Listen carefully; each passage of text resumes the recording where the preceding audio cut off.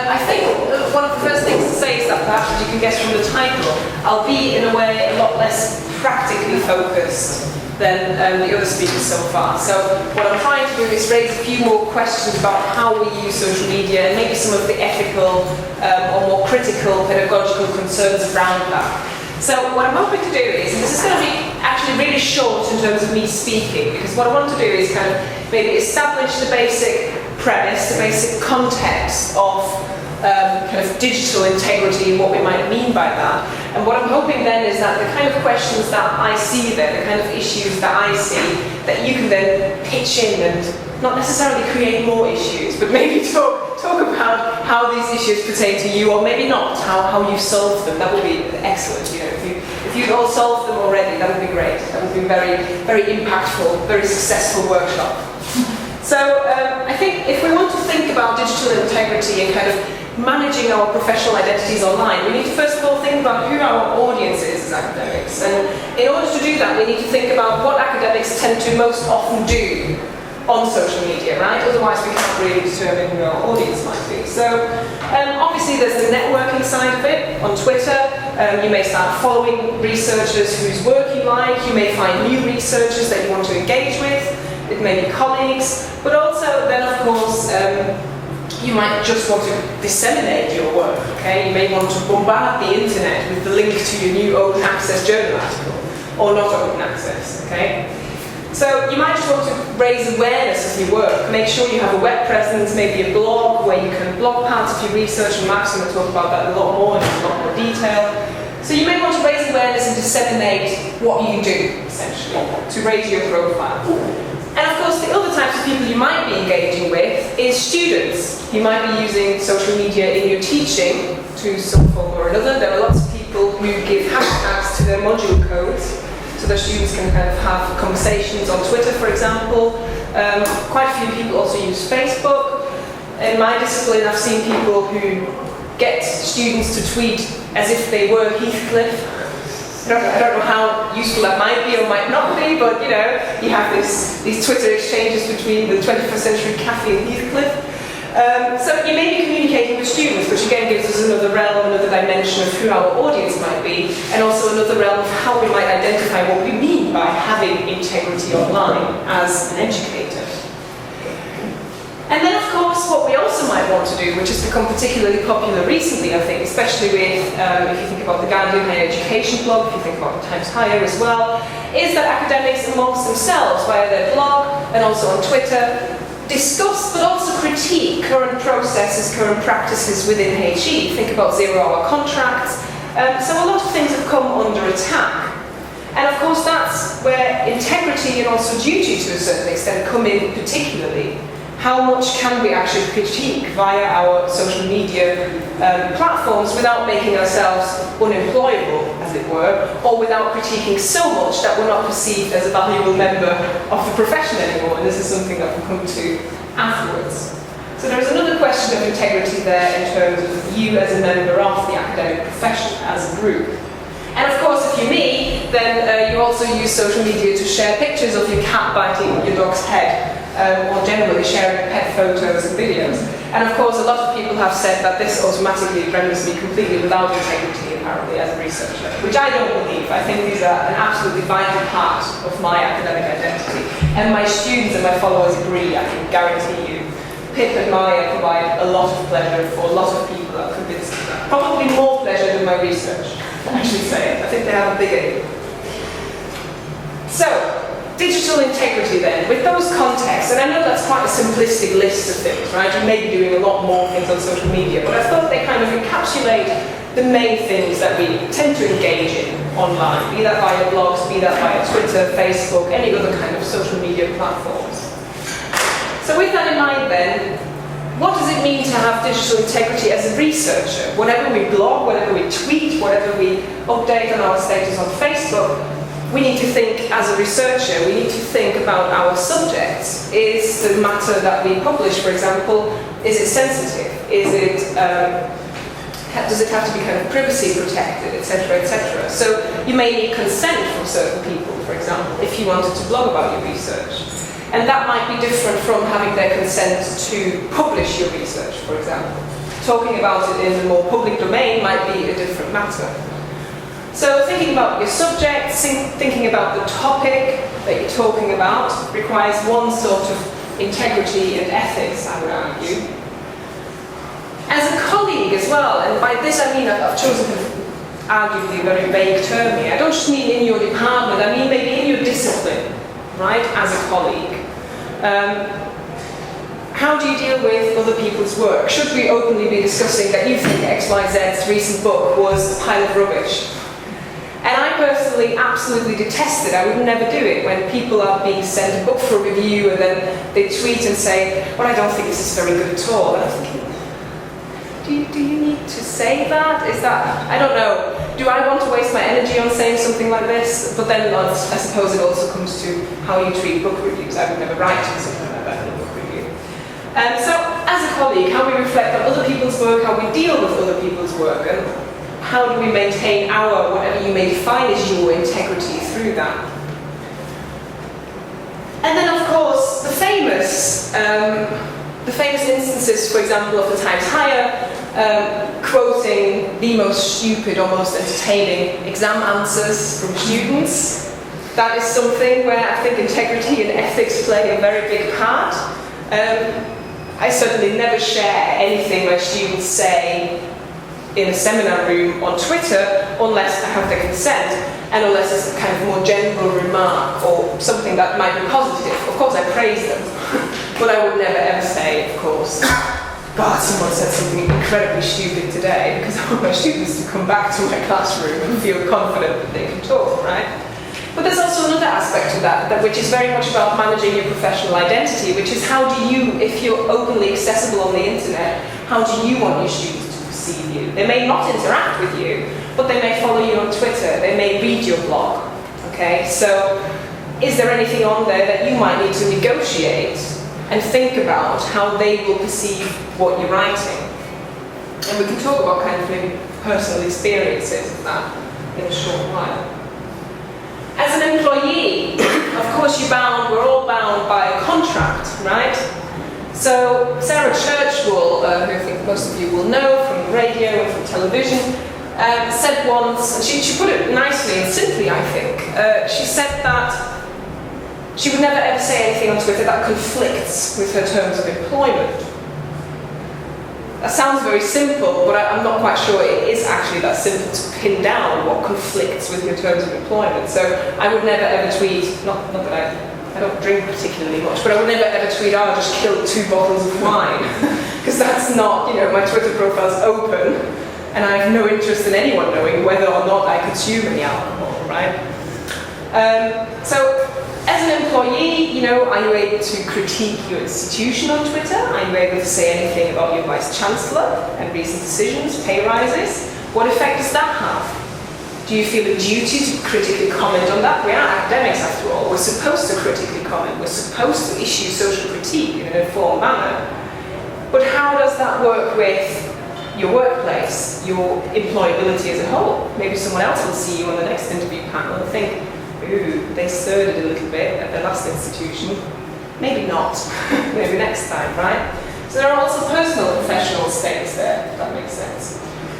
And then I come back to, as a member of the academic profession, like I just said, if our audience on Twitter is also lots of other academics like here, from lots of different areas, from lots of different areas of expertise, lots of different subjects, I do think we have that kind of duty to critique what is going on in our higher education sector, in wider society. How do we manage that critique, that maybe even wanting to affect change by openly speaking out? And after all, social media is a very good medium for that. How do we manage that with, after all, we work in higher education and kind of almost defending our profession? So are there any issues of integrity surrounding that, surrounding how much we critique what we do, what our profession promotes maybe, and what is actually happening within our sector? And I think the kind of main questions then that I think we need to negotiate with all of these, be it with our students, be it with colleagues, be it with the wider profession, with our employers and our line managers, I think is kind of negotiating the mix between maintaining your integrity means on the one hand, you have to comply to certain things. There is no two ways about it. Be that research ethics, be that issues of privacy with your research subjects, be that your contract at university. But at the same time, as researchers, we also have the duty to utilise those forms to interrogate what we're doing and in what context we are doing it. We need to be able to interrogate and critique zero-hour contracts, exploitative working contracts. We need to be able to openly say, does the current structure of a PhD still fit the purpose? And should Oxford hire another 75 PhD researchers, even though they know there are no jobs for them to go into?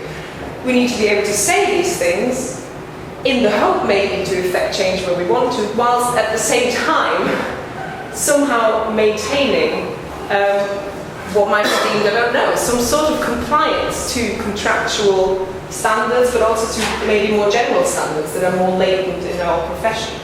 And I think they've become particularly obvious recently when we started talking about mental health in academia, which I think has been a very latent issue, and I've certainly encountered some problems because I've talked about this very openly. I've posted about anxiety, it's probably the most popular post on my blog. So many people have responded to it, and yet it has also caused some professional issues for me, arguably. So these are the kinds of questions that I wanted to throw out there for you, which I hoped might stimulate some discussion or some personal experiences maybe that you're back to. Go.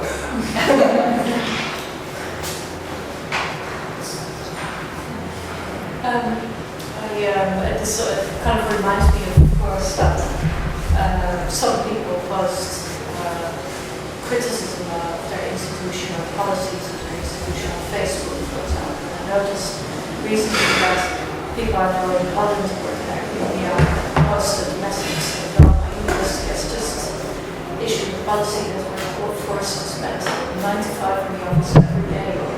What do you think of what kinds of responses? But I would feel that in this context in this country, I would feel quite scared to do that because I imagine that there are repercussions that criticizing the institution of me.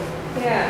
How many people, I should maybe have asked this in the beginning, how many people do have a social media presence that's not protected, locked away? Some hands go up. I used to. Yeah? Yeah, okay.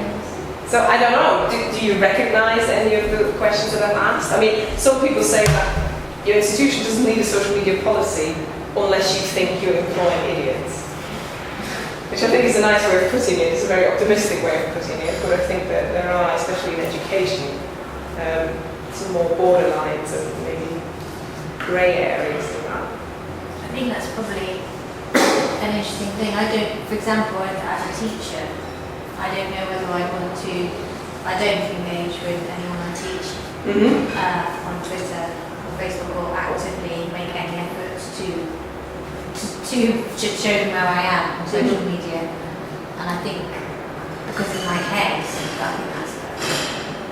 there's a boundary and I would be crossing the boundary. I don't think I have quite demarcated my professional identity sufficiently for me to then invite them to meet me there. That's where I am in my world. I suppose that's really good. I think you need to be really clear. Yeah, absolutely. And I think that's a really good point, because a lot of the time, and I know Mark and I have done several kind of workshops on social media, and sometimes what people seem to want is these kind of rules and regulations. How do I do it? And actually, within a certain framework, you can make social media work for you the way you want it to. So if you don't want to be found, if you don't want to have this public profile, or you only want to engage with researchers, not with your students, you can find a way of doing that, but you have to be clear about your purpose. Right? So unless you know your purpose, unless you know why you're going onto social media, it's probably worth thinking about that before you start setting things up and tweeting and blogging, because if you don't know why, it's like a student essay. If they don't know why they're writing it, it's probably not going to be a very good essay, right? So yeah, absolutely. So there's sometimes this idea that we have to do this, and I don't think that's necessarily true. I think you can make it work for you in many ways, if that makes sense. I see some nods there. Yeah? I think that there's a culture of fear as well in terms of critiquing institutions. I mean, because I think that there's many recent examples, and there was an example of this university only last week, with them going to award an honorary degree to a particular individual who is currently under investigation, for potential criminal offences, and that's now been postponed. But that caused a huge social media backlash as well. So on Twitter, on Facebook, there was a petition going around, and the university had to respond to that, and they did. And they did, in the end, I believe, have to respond to it on the basis of the kind of public condemnation of their action. So I think that it's much easier for academics and for researchers to criticise other institutions, and I think it's much more difficult. I think it's much more difficult to critique your own. And I think that there's many examples of senior staff being marginalised and being dismissed, being suspended. There was the case. Again, just last week, he was a professor at Warwick. I forget his name, but he's a high-profile critic of the marketisation of higher education, and he was suspended for 9 months while this investigation was going on because he was critical of the university management structures. So I think that there's a culture of fear that exists as well, and I think that in terms of what the acceptable limit of discussion is, I think that it very much narrows down when it's your own institution. No, absolutely. Has anyone else had experiences with that? It's a little bit different, but I used to work in the private sector where we had really, really strict social media policies. We said you were not allowed to say you were affiliated with the you were not allowed to work, or pictures of you drunk on nights out. You had to make sure your friends didn't tag you or anything. And I guess they used to say, if I don't anything about any contract change or any change, I mean, they changed all our pensions and all our terms of employment. That wasn't something that would go on. That was a dismissible offence. In the sense that you could deal with it in-house, and I don't know how I feel about putting something like that at the university, because again, it's not something that should be resolved privately because everybody else needs to get involved in it. I don't know how I feel about that. Because I had a completely cautious approach to social media, and suddenly I'm a bit more free to say what I want to say. I don't know what I'm actually going to do it. I suppose it depends on whether or not the practice that is being critiqued is something that is prevalent in higher education more widely, or if it's something that's very specific, maybe even to an individual in an institution rather than the institution as a whole. Because I wonder if is it more appropriate to go to the union and go and have a union in the bank, so that wasn't an option, but is it the appropriate channel sometimes to deal with criticism?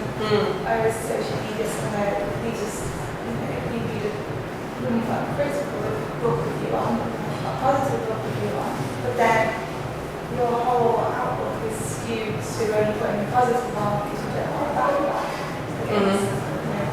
Trolling. I suppose there's also a question of how you phrase things, isn't there? When I mentioned the example of a book review, it's very different to say, I think this is poorly written, which I don't think is necessarily something that needs to be said. It's different to writing something like, I wonder if a chapter on such and such would have been useful.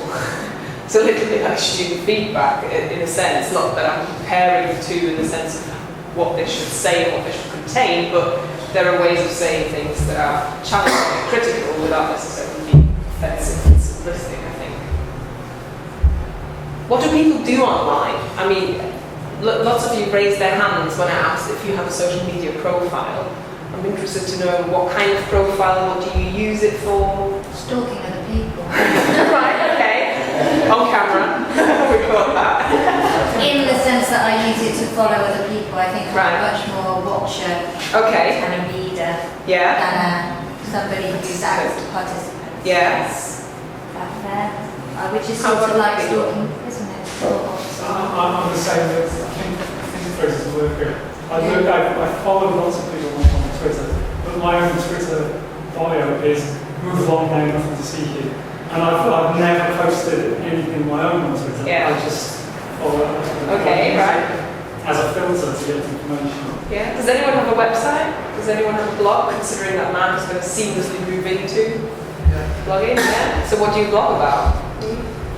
Well, my social media presence is basically a blog that's purely professional insofar as it's my professional self. So it's something that I wouldn't be afraid to talk about in a class or in a professional setting. So sometimes it is, but it's an opportunity to write more opinionated things than, and more kind of newsy sort of things, or more kind of, as in something that's current, or maybe it's an anniversary of something, or those sort of things, or it's maybe a review of a film or a book that I know I'm not going to write an extended piece about, or it's about a dress rehearsal for something bigger, or it's highlighting something that I'm, maybe a hyperlink to something that I'm writing about, but is not going to be included. So it's a way of promoting something that I'm writing about, or disseminating, sort of, say, in the best marketing sense. So that's what my blog is about, and then my Twitter presence is that too, but I try and do that full person Twitter kind of thing. So it's, sometimes I do take pictures of what I eat or what I, other things like that. I don't usually take pictures of my animal, but but it's not to criticize, not saying the presence in my life. But things like but it's that kind of more full person, but at the same time it's a very contained and controllable person.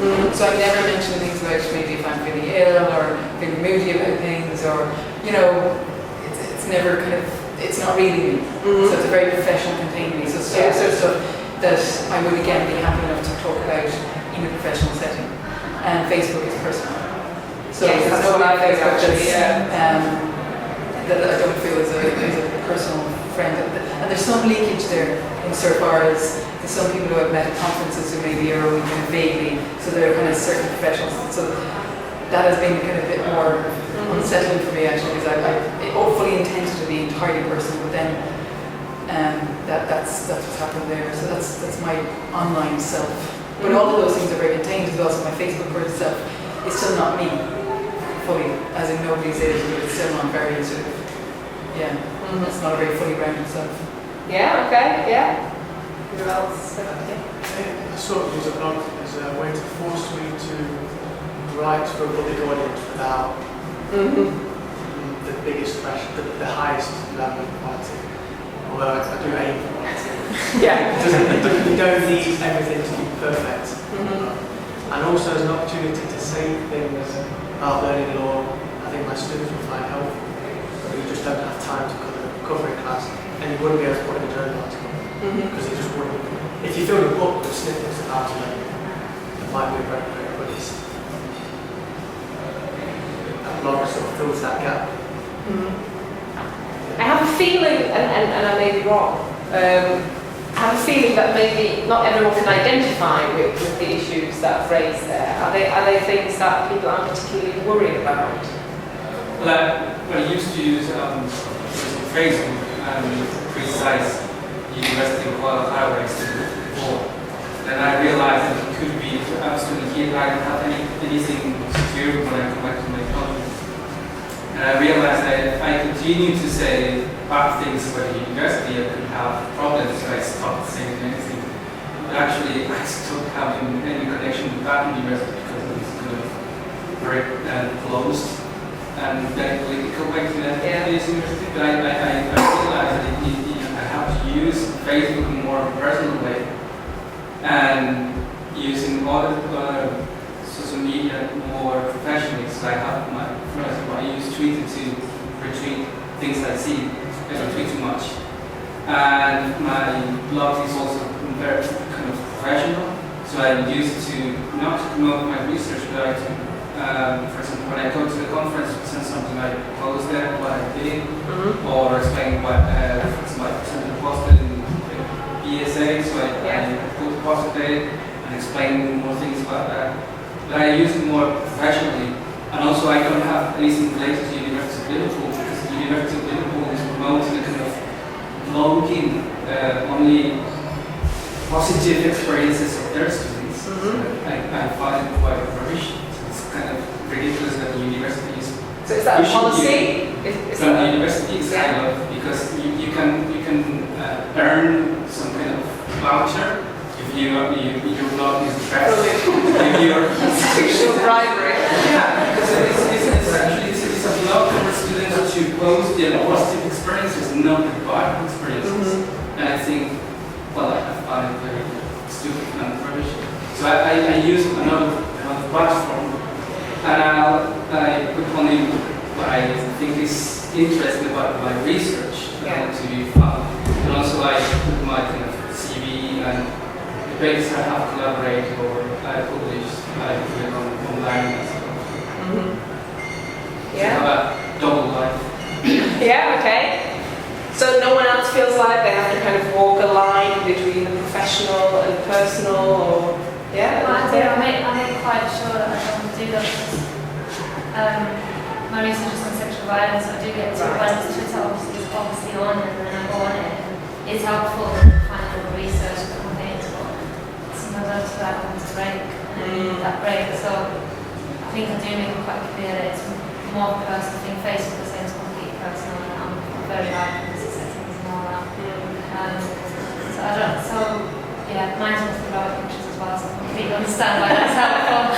So yeah, now because people are different. I think some people they constantly have their work now. I don't want to kind of be a 9 o'clock evening, and I might say a favourite it's brilliant because I can go back to it later. Yeah. But I have got a thing that I did reduce in kind of who I follow quite significantly because it was just too much information and too much algorithm. I found that this and this person just said Right, okay. this debate, you know what I mean? So it's about kind of remembering that it's not all easy. Yeah, absolutely. It's a division of, after all, of drawing the line between when you're working and when you're not working, right? Which becomes more and more difficult with smartphones and etc. I suppose an example to give you is that one of the things I blog about my research. I blog like short pieces, like about a painting. I work on widows at the moment, right? So if I find a funny Victorian song about widows, I write a really short piece on that about what I think significant is, right? It's not yet what goes in the book, but like you say, it's a kind of really good way of drafting and forcing yourself to think through things a little bit and just write them out. But the major bulk of my blog presence and Twitter presence is kind of advice and discussion around postgraduate degrees, research and practices, and early career research and the problems around that, like facing potentially a very long time of unemployment once you finish your PhD. The anxieties surrounding that, what needs changing around that, what might be changing about the PhD, what I think our responsibilities are as supervisors. So it's a lot of stuff that a lot of people I know in my Twitter circle will agree with me, but a lot of people also don't.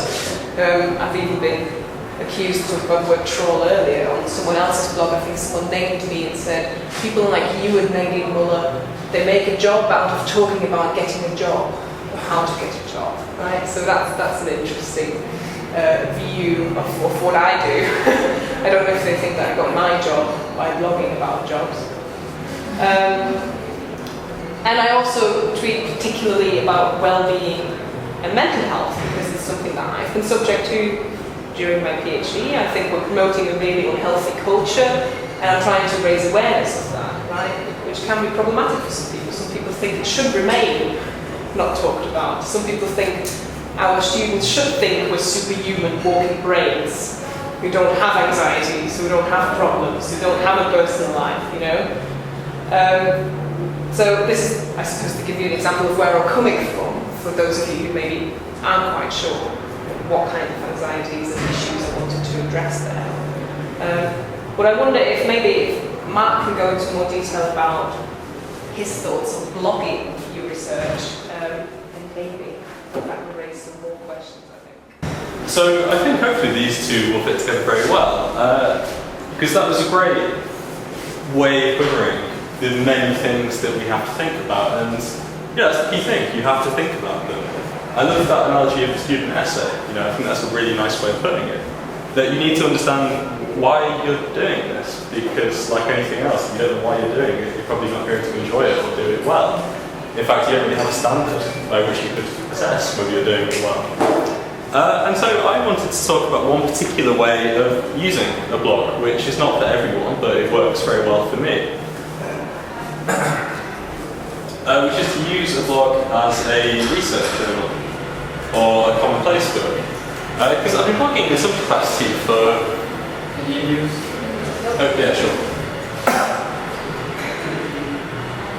I've been blogging in some capacity or another for going on a decade, but it's only during my PhD that I started to academic blog in a serious way. Not as a result of any particular decision to do so, but just because what I blogged about was increasing my research, because it was interesting and it occupied an increasing portion of my time. And in the last few years, I've seen the cultural response to blogging in higher education change quite radically. Because I think there was a point at which it was seen as something inherently questionable, or at best, something that was a waste of time, a distraction from the serious business of scholarship. And this has changed to a certain extent, and I think it varies between disciplines. Because there's, I think the impact of gender plays a significant part in this. So that sense in which people can see institutionally there's some connection between impact and blogging, but without ever being particularly clear about what that connection is. So there's a variety of reasons beyond that why blogging is valuable. So it helps make your research valuable, it helps you find people who share your research interests, it gives you practice with writing. It gets ideas out into the public sphere at a much quicker timescale than traditional forms of publication. But one of the most frequent things I've been asked about blogging is, how do you find the time to do it? And to me this is a strange question, because I would argue that blogging, often on a near-daily basis, actually saves me time in my research. And this is because I use my blog as a research journal.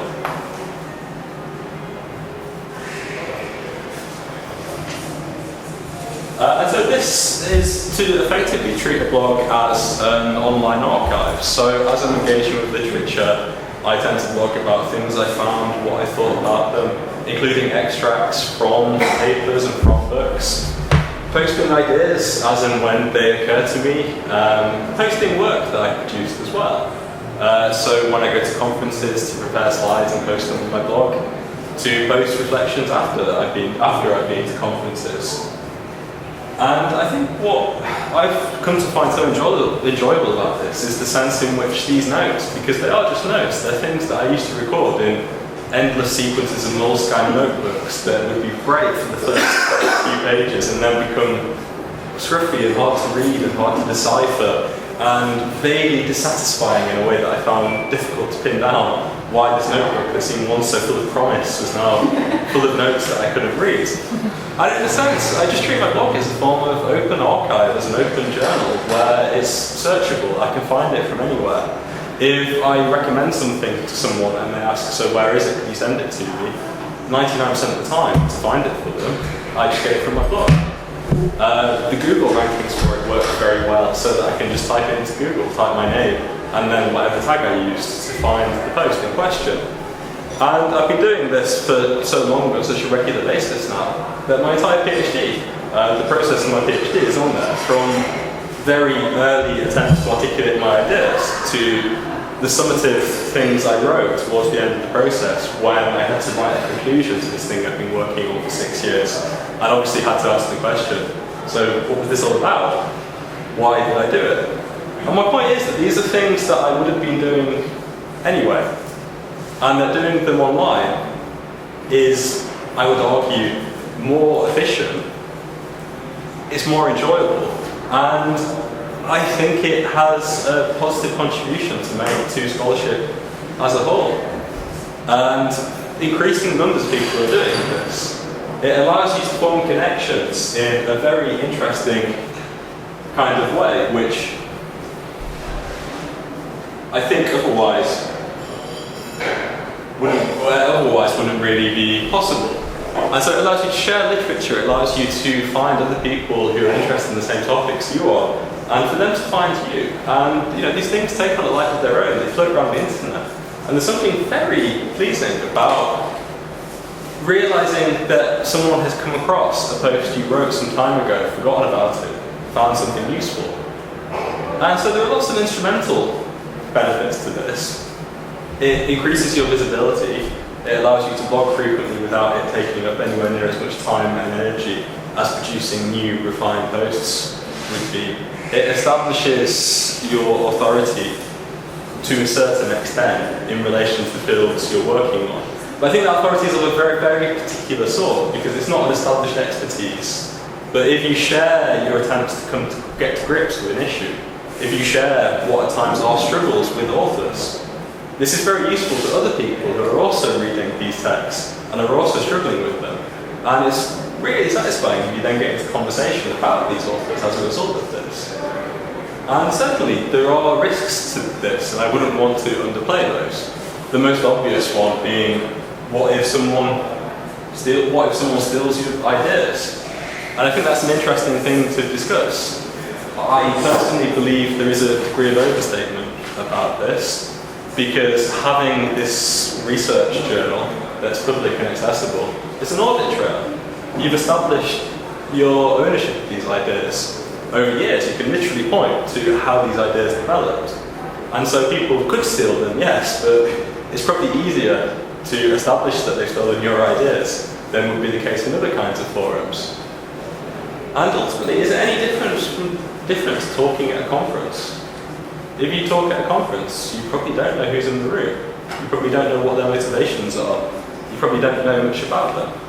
And so certainly the kind of time horizons of your publication are different. You know, it's not just the people in the room, but it is still the people you don't know. And if you're comfortable with talking in one situation, I don't think you can justify completely ruling out talking in the other situation for that reason. Which is not to say that it might not be for you. And I think that's what Nadine was trying to stress, and I'd like to stress as well. You know, it's that kind of coming to a conclusion about what you want to do, what feels right for you, and just developing a reflexivity about it, thinking about how it feels and what resources you have available to you, personal resources, I mean, you know, as well as like time, energy, capacity to engage, and to be sensitive to the process of engaging and see how it feels to you. Does it feel right? Are there certain things that make you feel comfortable about the process? Try and spell out what those discomforts are.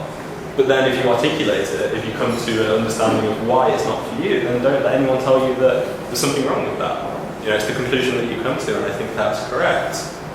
But the kind of underlying aspect for this to me is that I find it an intensely engaging way to conduct my research. The radical sociologist C. Wright Mills, who's a hero of mine, in his book, The Sociological Imagination, at the end he's got a wonderful appendix to it called The On Intellectual Craftsmanship. And it's an explanation of keeping a research file, note-taking, and he talks about the need to capture fringe thoughts, to inculcate that daily habit of reviewing things that you think, things that you observe, learning to select from those observations that have enduring value and discard the ones that don't. And he talks about this as keeping your inner world alive. And I think there's something to this. I think a blog can actually be a very, I'm trying to think of the right word. It can be a very engaging way to conduct your research and to explore the literature, pursue the questions that animate you. And at times when I found a part-time PhD very, very frustrating, because if you're working full-time and doing a part-time PhD in the background, it's not fun. You know, it just isn't. And I found the blog was something that actually helped me keep connected to why I was doing this. Those core interests, those curiosity, where something's really interesting, you just want to find out more about it. And then everything else builds on that. And it's a way of keeping in touch with those motivations outside of the instrumental concerns of academia. And I've just intended this then as a way of suggesting this is one way to use a blog. It might not be for everyone, but I'm curious to see what you think. And if others have used blogs, how you have used them and what your experiences have been. I was really interesting. I don't keep a blog. I'm quite tempted now. Yeah, I was about to say that. I have one. Yeah. Excellent. But my husband works in PR, and he would say that, you know, keep a blog, it is mainly about promotion of yourself. So that, you know, he would be saying me to put links into various other sites. He was like, he suspects the more your blog is linked to other people's blogs and to other things, then the more visible you are and the more people get to it. But then perhaps if you're capturing your finished thoughts, and it's almost that's almost introspection, isn't it? You know, you're capturing your It's thoughts introspection and out then loud. but introspection out loud and in the public domain, but really you're capturing those initial thoughts and go back and review them or process them a bit more. Well, it's that kind of review process is something that can be really useful, and there are risks, I think, inherent in this. So I've become conscious with when I try and write a paper, I look at a whole sequence often with a tag, and I have to be careful. I've learned about not plagiarising myself, you know, because I've got this raw material that I'm then drawing together. But, you know, I think it's kind of a record of what you've done, what you've struggled to do. Maybe the trick is not to be too coherent in a blog. Well, it's fragments. I found the fragmented nature of blogging incredibly liberating. Because for a long time, I assumed there was something wrong with how I approached writing. Because I think in fragments, I write in fragments. I've only ever been able to write in fragments, and I'd always assumed there was something wrong with the fact that I couldn't do things in a linear way. I couldn't think about an essay plan, I couldn't think about a paper plan. I thought I had to have an introduction, write my argument, and a conclusion. And blogs are, in a sense, a form of liberation from any kind of set form, because it's the most versatile medium imaginable. There's no definition of what is a proper blog post. A blog post can be a sentence, or a blog post can be 6,000, 7,000 words or more. It can be plain text or have multimedia. And I think if you get into the habit of expressing the questions you're asking, the issues you're exploring, through such versatile media, it can help your thought process almost become somewhat more versatile as a result. Is it a process of writing per se?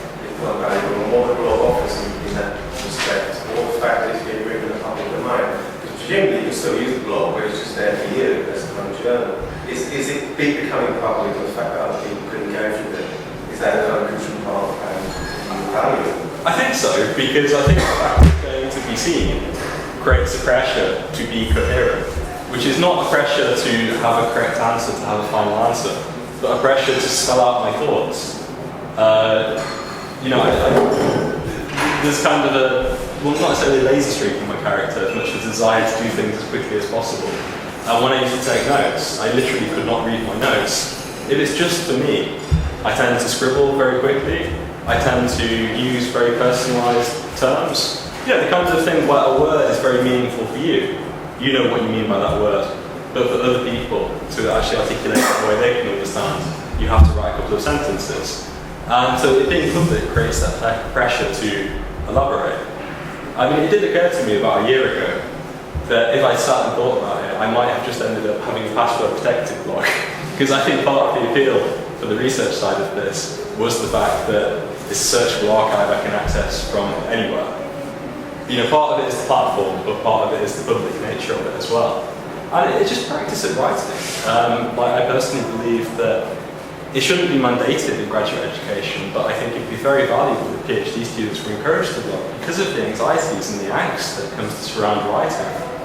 And the process of just, through practice, you just practice writing, throwing shrapnel of thought, throwing ideas out into the world. And it demystifies the process. It makes it less scary. I would say one of the factors that perhaps, you know, inhibits me thus far in kind of using blogs in that way is, like you say, that kind of desire to kind of polish it or make it in a form that, you know, that you know is going to be read and you don't want to put any kind of sloppy stuff out there that you would otherwise have really known. And that, to me, the kind of inhibiting factor is thinking, well, that's going to take more of my time, I can do other stuff. So I don't know, that might be a misconception on my part, just the way I work.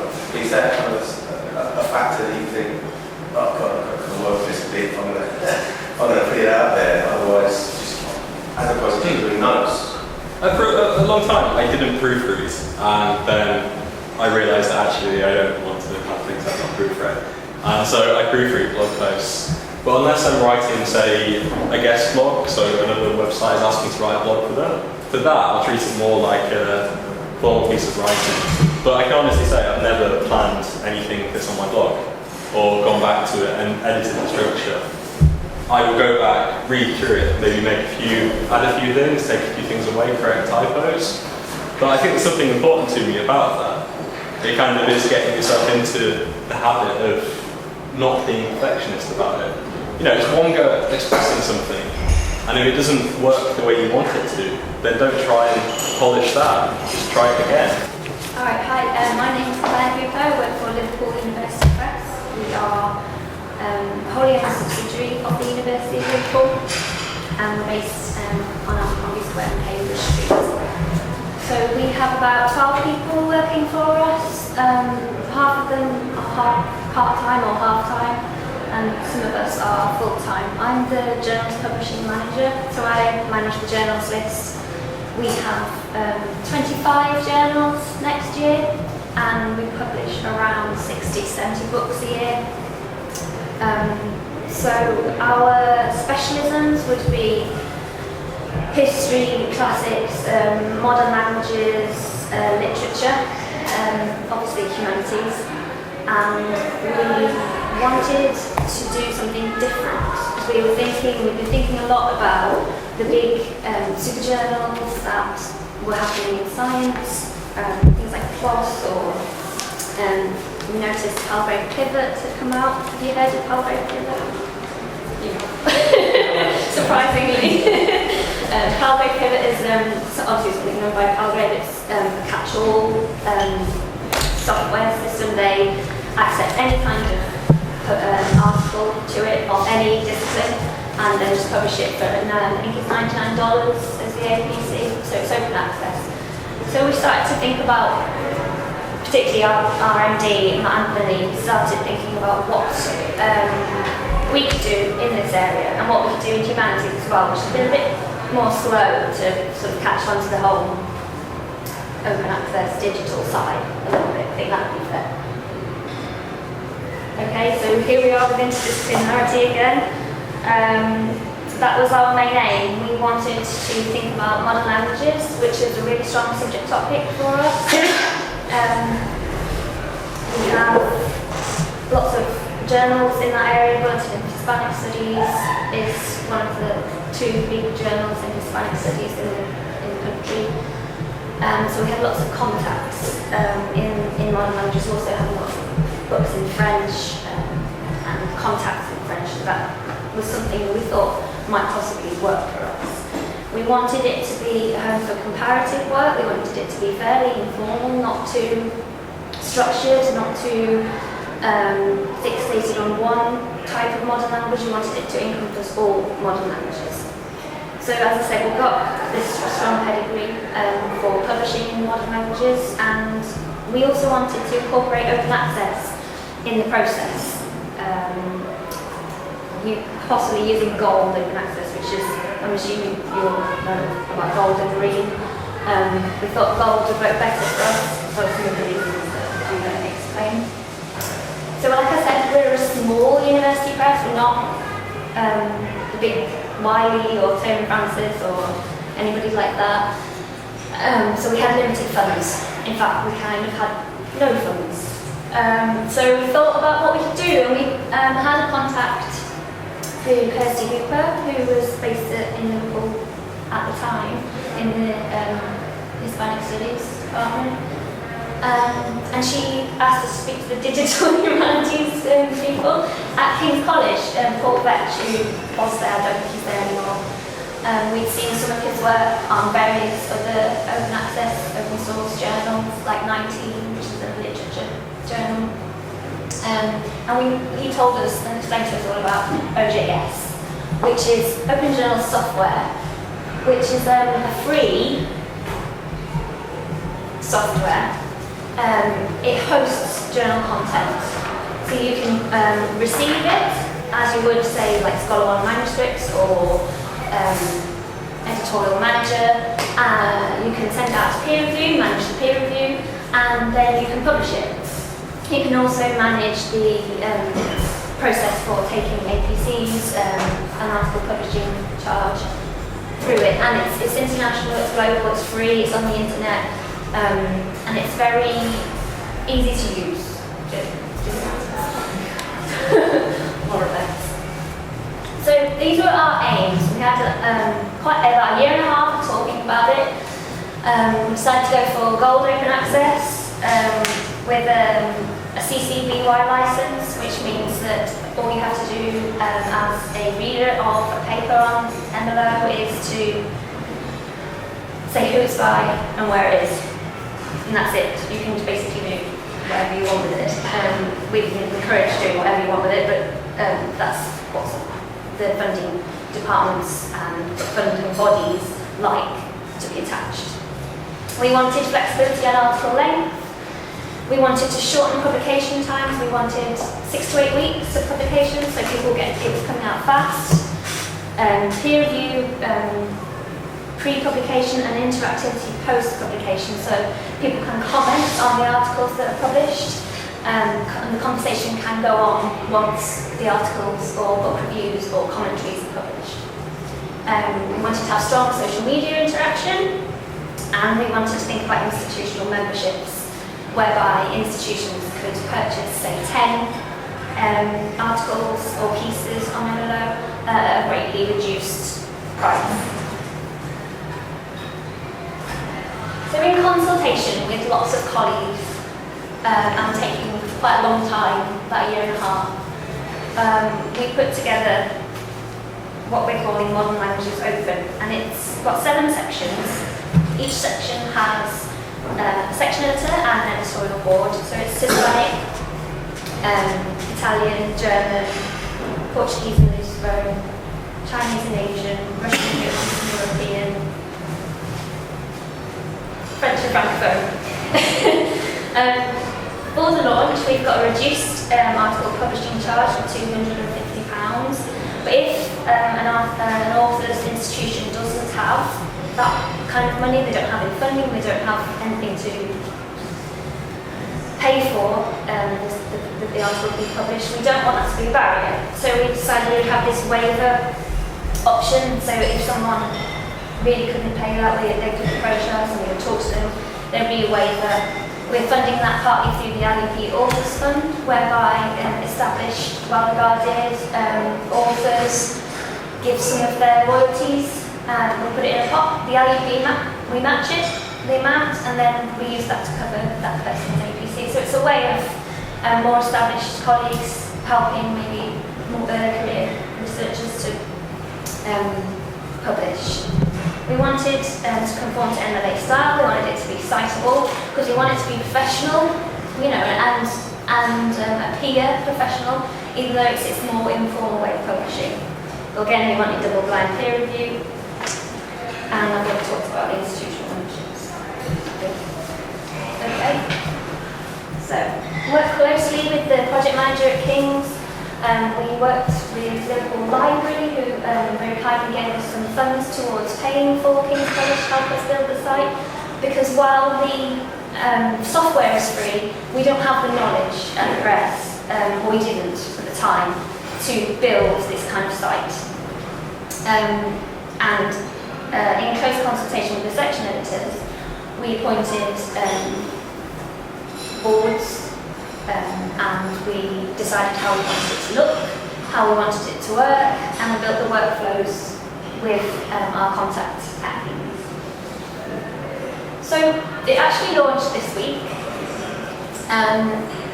We've built up a lot of momentum on Twitter and via the listservs. It was a little bit late. It was to do with content and not quite being ready, because we wanted to launch when it was right, not when it should launch. So it was a little bit late, but that was okay because we wanted it to be exactly as we wanted it to be. So that's where it is. We launched with 9 articles on commentary, 3 Hispanic, 4 Russian, 1 French. Each one has an abstract, PDF and HTML. Users register on the site, so you can't see the content without registering, but when you register, you can register as an author, reader, reviewer. You're encouraged to share links, to comment on the content, and you can email it to colleagues, they can register, and it's just a good way for us to be able to keep in touch. Obviously, we're not going to email people with anything outside of MLO, but it's just a useful way for us to gauge how well it's working, to measure our success. So, looking forward, we think we will measure our success by how many submissions we're getting. We've had around 32 this year and about 4 last year. As of yesterday, we had 274 users. We're hoping to have a continuous influx of articles and content, and we want conversations to happen. I mean, obviously, we're not going to measure conversations. People talk on Twitter, they'll talk on blogs. We want them to share on social media. We're hoping to get involved with Kudos, which is something that LEP have been working with. Kudos is a third party who we give our metadata to, and they contact the author and ask them, do they want to add value to their paper? Do they want to add layman's abstract or video content, sound content, keywords? I mean, all of this is available on the site, but it's just another way for people to share content. We'd like to have it listed on DOAJ, which is the Directory of Open Access Journals, and we're hoping in some time for impact factors as well. It shouldn't be, well, in my personal opinion, shouldn't really be as important as it is, but it is important and it matters. So we're hoping that we'll gain some credibility with that. Okay, so go and have a look. Very welcome to have a look. That's my email address if anybody has any questions.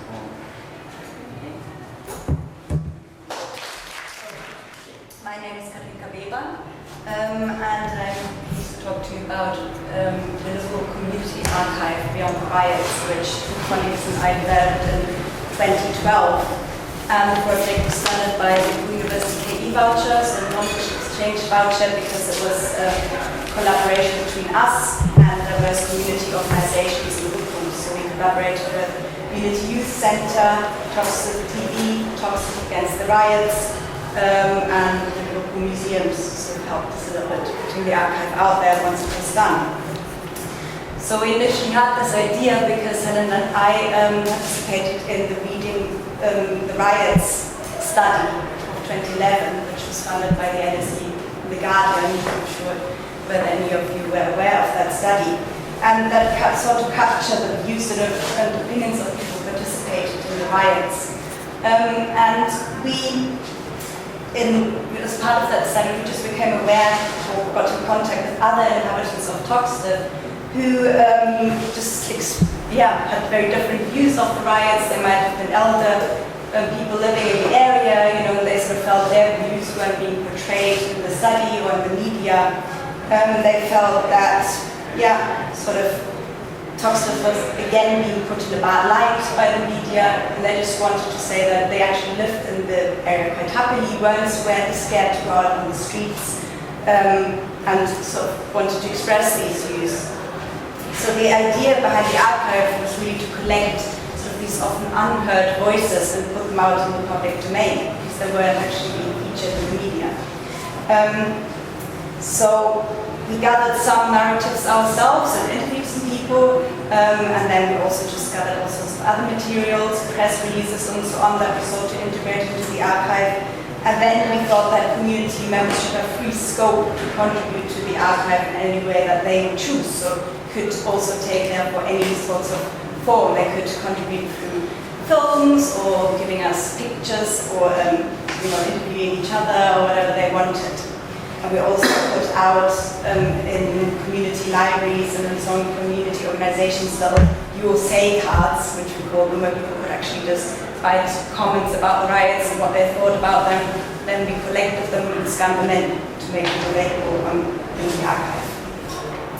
And we also hope that by having these diverse formats, we get quite different sort of views of the riots, and that it would contrast these opinions, or aspects of living in the community at times of upheaval, and then also feature more aspects of more normal life in the community.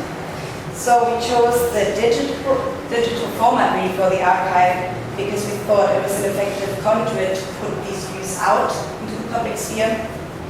We wanted it to be really widely accessible, so community members could have access to this and see what we were doing, and then maybe decide to give us content for the archive that we would digitize and put on there. And we wanted academics to actually also use this and perhaps draw on these resources in their own research and use it as the foundation of their studies. So another aspect then was also really that it featured the community organizations who contributed, so it's advertising what they're doing. and hopefully helping in their fundraising efforts, raising awareness of what, they're often desperately underfunded institutions, some of them, so they actually wanted to contribute that it would help them. And then of course it also demonstrates the university's public engagement strategy, so that's why they were looking to fund it in the first place. But I have to say that the digital format for this archive also is quite challenging for us. None of us are digital experts. We're not computer scientists, and we've never done anything like that before. So we had this idea, and then we were sort of like, okay, so we're going to do this. So we had lots of help from the archive unit at the local university who helped us, explain to us how to archive data, and they explained that you need to generate meta, information and link it to each thing that you want to deposit, and so on. So we kind of went through this process. And people in computer sciences actually helped us to design the online archive and set it all up. So I have to say that if you haven't got that sort of help readily available, I think it would be a very, very costly process to do something like that. So key was searchability and the longevity of the data as well, being an archive. Really, so that was another aim.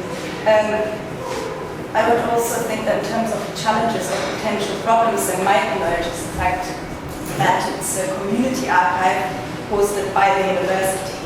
So we would, no issues have arisen as of yet, but in a way people have, deposited things that they wanted to go on there and have sort of taken ownership of this archive, and it is supposed to be for the community, but what if the university, decides to shut it down or something like that in the future? So perhaps that's something we need to think about.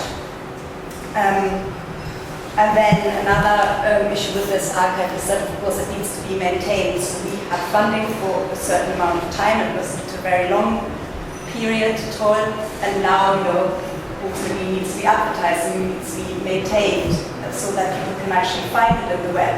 So it needs to be linked to other websites to make it so that it actually appears on Google and so on. So in a way, that's something we need to find following funding to be able to do that. So once you've created a website, it's not just out there. There's the work to be undone, of course. And then, we're also looking for follow-up funding to make the archive a little bit more interactive. It's got sort of these search facilities and so on. But I think that perhaps especially younger users might actually not find it very visually appealing. So I think there's quite a lot to be done. We'd also like to, I think we have actually managed to attach geodata to a lot of the content we deposited. So we'd quite like to create, sort of have a searchable map and so on. So there are all these kind of things we'd like to do. Then we'd also like to see it linked to other projects which are going on, maybe other KE projects, which it could serve as a resource, or where sort of more content could be generated and also deposited into the archive. Work in progress. So watch this space. Thank you very much. Darshna from Computer Science Department. So I work in the field called natural language processing. So my day job is to use computers to do intelligent things. So natural language processing is basically, it's called text mining or computational linguistics. It's basically handling information that's written in text. So I do things mainly on the web domain. Try to do things with large text collection. So the largest text collection that you can freely get your hands on is the web. So when we talk about the web, you usually think about the web that's shown on the right side. So you have a bunch of documents interlinked with lots of URLs, and we just spend a lot of time going through this network, right? So on the other hand, I'm interested in converting this into the network that's shown on the right side, the network of information, not of documents. So we will have lots of people appearing in these documents related to various different organizations, and there might be other relationships between those organizations, and it always changes. It's a dynamic network. So I had to change the slides quite regularly when these people change the companies. And you can see that already it's obsolete, and Steve Ballmer is no longer the CEO of Microsoft. So that is one reason that we need to do these things automatically, because even if you create this type of knowledge networks manually, they quickly become outdated and it's very difficult to curate these things over time. So there's a research field called relation extraction in natural language processing to try to find out various relationships that exist between entities. So entities means things like it could be an event as a riot, or it could be like people involved in that particular incident, or various organizations and products and so on and so forth. So if you can detect these relationships, then you can do kind of interesting search tasks such as analogical search. For example, if you want to find out if X is to Y, then Z is to what type of queries. So you are not interested in X and Y, and you are interested in relationships that are connecting Z to different other things that are similar to X and Y. So to take an example, say you know that Lady Gaga is a celebrity in US, and you want to find out what is that type of person in Japan. So it's very difficult to express this information need using keywords. So what is the relationship between USA and Lady Gaga? Some people might say she's a famous singer, or maybe a celebrity, like a lot of different relationships, right? So it's very difficult to provide keywords for this search need, but you can give one example. Right? Or one or more examples. Maybe you are an expert in humanities, and you know that if you want to say start reading about a particular subject, this is a book that you should start with, but maybe for computer science you do not. So maybe you can provide that example in one domain and try to find out things in the other domain. So this is called analogical search, and we have developed a search engine which can actually handle these type of queries and return a list of entities depending on the relationship between the two persons and the third entity. So once you have this type of relation extraction technologies, then you can do various interesting things. So maybe you can later try this website called spicy.jp. So it's a search engine for people, searching for people. So rather than you can think of it as a social network, but we don't have to register ourselves or our friends. Once you have registered your name, the search engine will crawl, search in the web for using your name, and try to identify various people, maybe like co-authors of yourself, or maybe colleagues, or like various type of different relationships, and it will automatically classify these relationships and try to create a network such as this one. So you have various people that are closely associated with a particular person, and it's in Japanese, so that's a good question, why it is in Japanese. So before coming to Liverpool, I was in Japan for 13 years, so because of that it's in Japanese. So we have this system running, you can try these things. So it's actually good to, if you have a large collection of data, then it's good to visualize things and try to find out things that you might not have actually discovered just by reading, say, 10 or 100 documents. So various ways of handling large amounts of data and trying to visualize things is something that I'm working on. And another topic that might be of interest is to do what is called sentiment analysis. So sentiment analysis is a task where you are concerned on the type of texts that are written by users in e-commerce sites, maybe in Amazon or say eBay. After evaluating the product, they write this product is these properties, and I like it because of this, and you want to automatically identify this sentiment. So this is quite helpful. For example, if you want to buy something, and if you are going to buy it online, then there is no way of touching and seeing this actual product. You will have to rely on what other people say about it. So then the problem is that there are quite a lot of people talking about quite a lot of products. So if you want to buy an iPad, then maybe you don't want to read these 10,000 reviews. because by that time maybe the next version of the iPad is already there. So you need to have some kind of system that will read these reviews on behalf of you and maybe list, say this is the 5 best things about this product and these are the 5 worst things about this product, and you decide on what you want to. So we are not going to make a decision for the user. We are going to assist that the user's decision-making process. So I am working mainly on this subdomain called domain adaptation of sentiment classifiers. So right now the problem is not having, we have a lot of label data, like people label their review saying this is a 3-star review and they write something. Here they say this is a 1-star and I don't like it because of these reasons. You have these type of things. But the problem is that there are quite a lot of different products out there. You can't individually process like each product separately. So if you have one particular incident, maybe this particular brand, then you can like build a good model that classifies that particular incident. But if you want to use this for slightly different events, then you don't want to do everything from scratch. So you want to use whatever you have for classifying books in order to classify reviews about maybe like kitchen appliances. But the problem is that if you try to simply apply a model that you have trained from books to classify knives, then it won't work because people are using very different words when you are describing like positive sentiment about books versus knives. So people don't normally talk about, say, maybe it's a broad knife or maybe a trimming knife or something like that. But people talk about like high quality fiction or so the terminology is very different from going from one domain to another.